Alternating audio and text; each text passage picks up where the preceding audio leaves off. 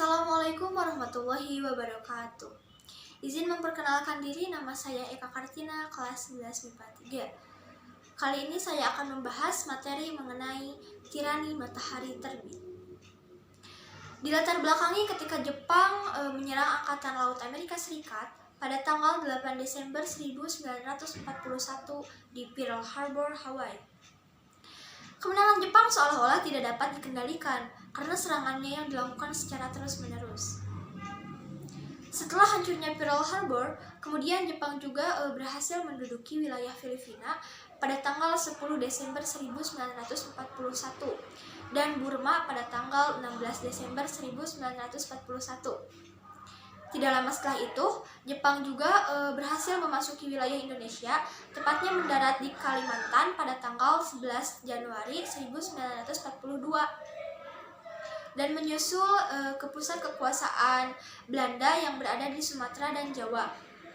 Pada bulan Februari 1942, Jepang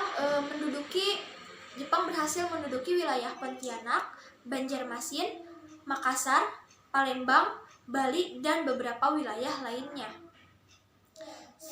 Satu bulan setelah itu, tepatnya pada bulan Maret 1942, Jepang kembali melakukan penyerangan terhadap Batavia dan Bandung dan merancang Jawa sebagai pusat seluruh operasi militer.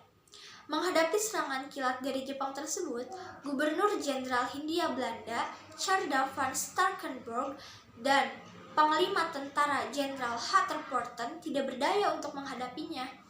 Sehingga akhirnya Belanda pun menyerah tanpa syarat di Kalijati, Subang, Jawa Barat pada tanggal 8 Maret 1942.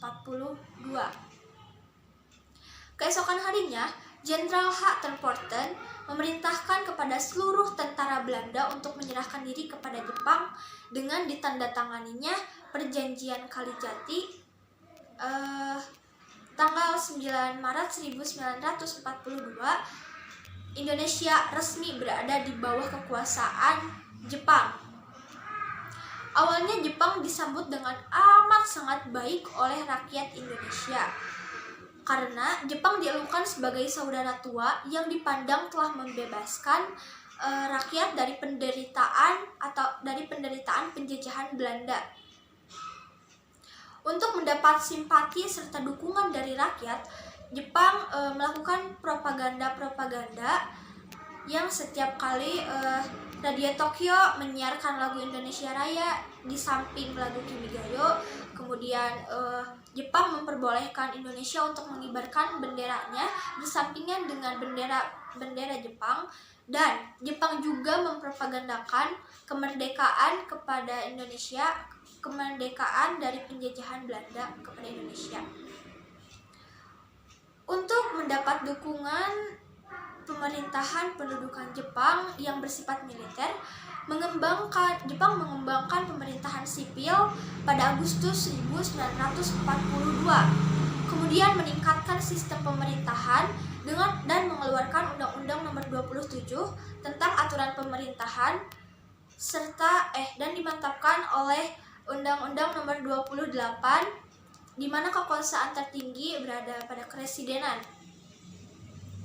Nah, selain itu juga Jepang mendirikan organisasi-organisasi militer dan semi-militer.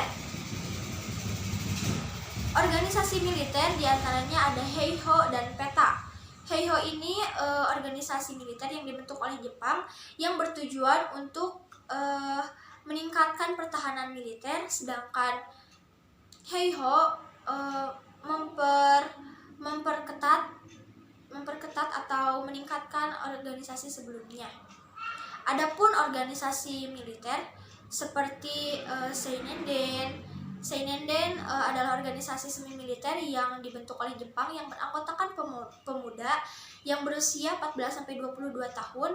Kemudian Keibodan merupakan organisasi yang dibentuk Jepang yang beranggotakan pemuda berusia 25-35 tahun.